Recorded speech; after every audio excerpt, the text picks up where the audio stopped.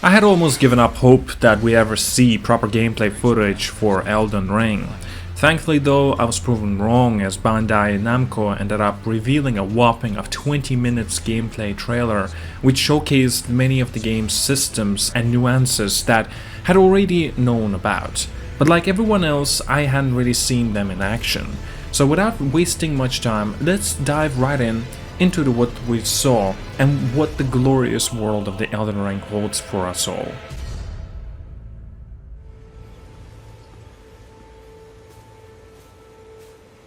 This is a site of grace, acting as a place of rest for the player. Occasionally, grace will manifest rays. So right off the bat, the first thing that we see in the footage is the fact that the game has much more color than we ever seen in the Souls games. Sure, Elden Ring is a direct predecessor to the gorgeous Dark Souls franchise, but it has a complete new and unique color palette that had changed a few things up. The places of Respite seems to be much larger here, and I think they will have a bigger part to play, since they will be much far and fewer in between the traveling. They will definitely have more functions rather than just being checkpoints. Maybe you could use these places as spots to cycle between the time of day, as well as the obvious such as the crafting potions and rearranging stats. Of course, we're free to choose whether to follow this guidance, or head off to explore in a different direction.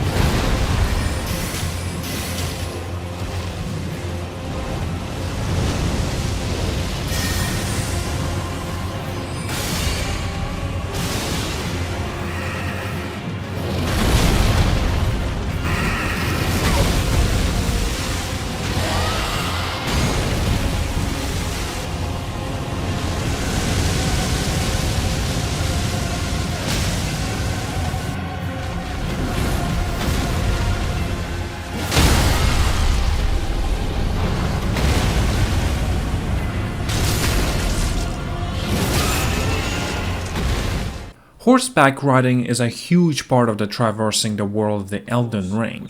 It seems that the most of the time spent in this game will be on a horseback, and it transitions very fluidly. You can just jump on your horse within seconds and start galloping at full speed. Maybe this is how you can use it to make a quick getaway in tricky combat situations, or perhaps use it to close distance between yourself and the large enemies. After all, mounted combat seems to be a factor here too, as we get to see when our Tarnished is taking on the large dragon. He does seem to be using his mount a lot while in the combat. He also seems to be using spells very fluidly while on the horseback. However, it seems that he gets slower while using the heavier spells. The dragon itself doesn't look very scary, yet it does look like it has a story behind it. It's a specific type of dragon, which shows up once again during the end of the gameplay footage. Hello? Please, anyone? Oh, my stars! I'm so happy to see you. I am Alexander, also known as the Iron Fist. And as you can see, I'm stuck here. Please, can you help me out of this? Put those doubts to rest. I'll be just fine. I'm very well trained. Give it your all, I say.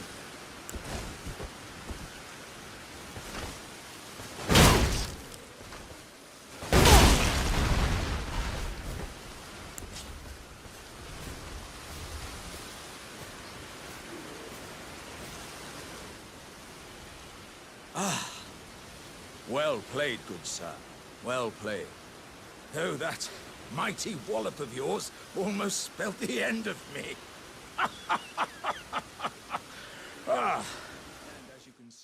Moving on, we've seen comically goofy character that Vatividia has deemed forever as the Potboy.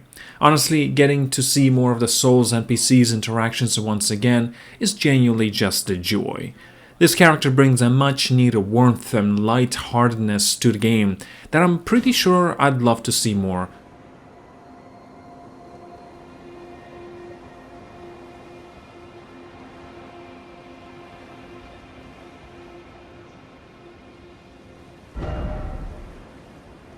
The map can prove useful when exploring the world, and is populated by acquiring map fragments.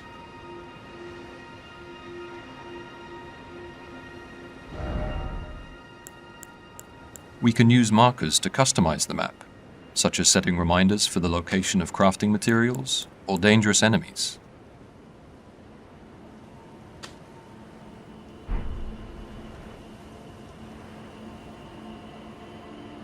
Beacons can also be placed to help with orientation.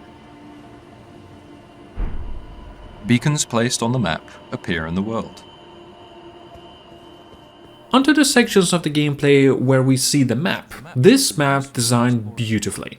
First of all, it feels aligned with the world and adds that extra layer of immersion. You can place up to hundreds of markers on the map, so any and all points of interest that you come across in the game's world can be marked simultaneously. Most of these random interactions won't be visible on the map itself, so make sure to hit down the markers as much as you can. Using the map to your advantage is very important, as that is how you will be remembering the points of the interest locations that you wish to go back later on, and the many different opportunities, as well as the NPC's characters that you find around the world. In terms of the NPC characters that you find throughout the world, they will each be adding the game's story with their own. These characters will influence the world around you, according to Miyazaki, and they will also have a stake in how the ending of the game turns out. This is how they basically push you going into the exploring, pushing players to go running around the map, finding many secrets that it hides and many of the stories that it wants to tell. You can tackle the bosses in any order that you wish to. You can leave the exploration or the leveling up, and even any of these side quests. Just straight up, go up to the boss and try out your luck. However, that will lead you to the most nominal ending there is. And no Souls player wants that, let's be real.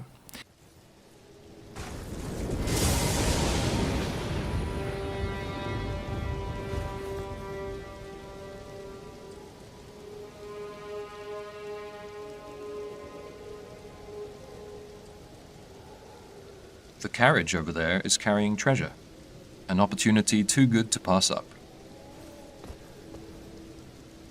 We'll prepare for combat with some item crafting, using materials found in the world.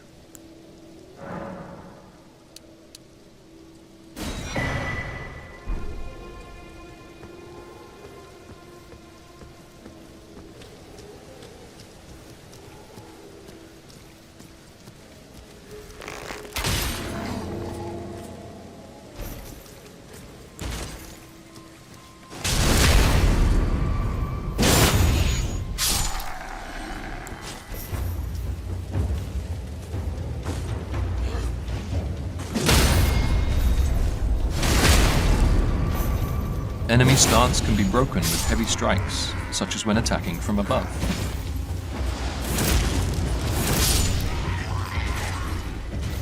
A variety of unique attacks can also be interchanged between weapons.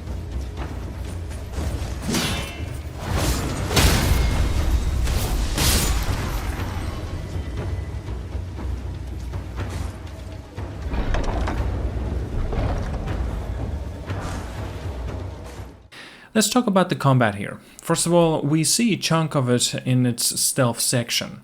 Crafting has made a huge comeback here, and each material is more useful than other. You can use sleep arrows as other kinds of weapons to stealth your way through the areas, or just go in sword slashing. The fact that they add a jumping mechanic not just influences how you traverse through the maps vertically, but also how you can take on the combat. You can use the jump to avoid sweeping attacks, as well as launching into the jump attack to deal heavy damage and break your opponent's guards. There's also an addition of weapon skills that they've brought into the mix, just like they did in Sekiro. Instead of just perk points, you will also be investing skill points into actual skills that you can use. They are very different to weapon arts, as they can be attached onto any single weapon you can find, so there's a huge focus of weapon builds, and finding out that works best for you in particular. In more perilous situations, we can summon spirits to assist us in battle. Spirits vary greatly in type, so we look forward to players experimenting and finding their personal favorites.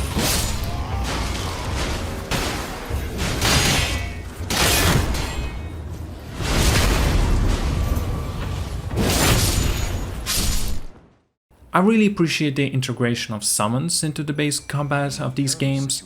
The summons look absolutely delightful to use, as they seem to be a huge aspect of the game's combat that you can also tailor to your liking. The summons can be made to do your bidding, any shape or form, whether it's to attack your enemies from a far range or to tank the damage. You can even summon hordes of enemies to attack multiple targets at once, and that will give you a whole lot of openings in terms of how you can approach certain targets. We've reached Stormvale Castle, a large-scale dungeon which connects seamlessly with the surrounding Limgrave region.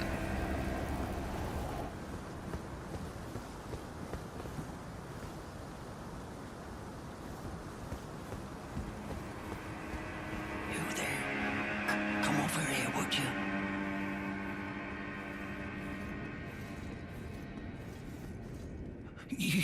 You're tarnished, aren't you? I would advise against taking the main gate into the castle.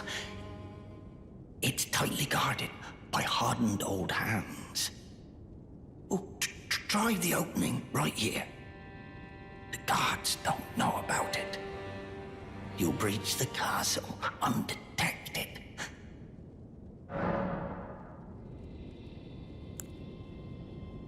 Fair enough. You certainly don't have to trust me. Well, if you must go through the gates, I'll signal them to open. But of course, I'd advise against it.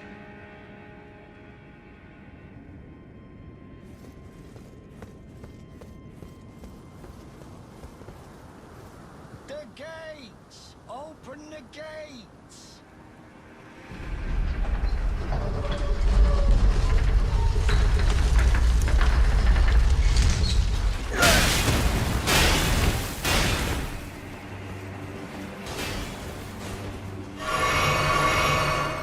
The main route seems risky, so we'll try entering through a back way. This section of the gameplay covers a lot of different things. In particular, the one aspect that I really appreciate here is the amount of freedom that player receives from the developers here. You speak to this menacing character who offers you an alternative route. So naturally your first instinct in the game by From Software is to not trust the weird bastard and try the main gate instead. However, it turns out that he's speaking the truth. Though what's shown afterwards is the thing I'm most interested in. They show us many different routes that we can take to infiltrate Stormvale Castle. You can sneak your way through the treacherous dungeons, which brings back the gloomy vibes of the original Dark Souls games. However, since you have a jump button, you have much more verticality in your movement. You can climb up the castle walls and essentially take much more convenient routes too.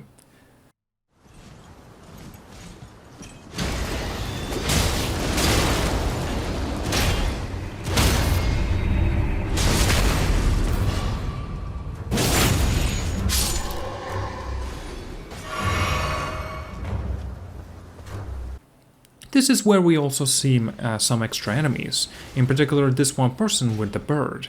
That bird looks really cool. I love to have that bird with me as a companion in the game, though you can definitely use it as a summon as shown in the promotional picture. Mighty dragon, thou art a true-born heir. Lend me thy strength, O kindred. The section of the gameplay covers a lot of different things. In particular, this one person with the bird.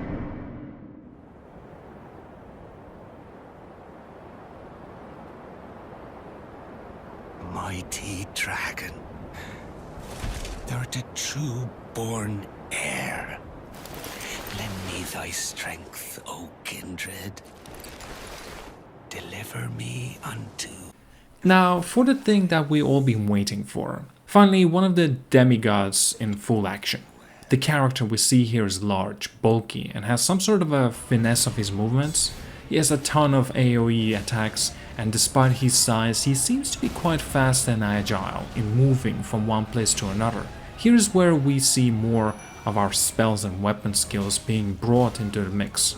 The thing that intrigues me most about this demigod is the story behind him. Now, while I'm not sure about the entirety of his story, he does seem to have a huge fascination with dragons. The fascination seems to be so deep in fact that the character quite literally has his arm replaced with a dragon's head in his second phase. And that in particular is something that I'm really interested in, because when they were showing the multiplayer aspect of the game, the other player character also had a dragon's head upon its arm. So this is possible a spell, or maybe even a particular weapon that we might be able to use in the actual game itself.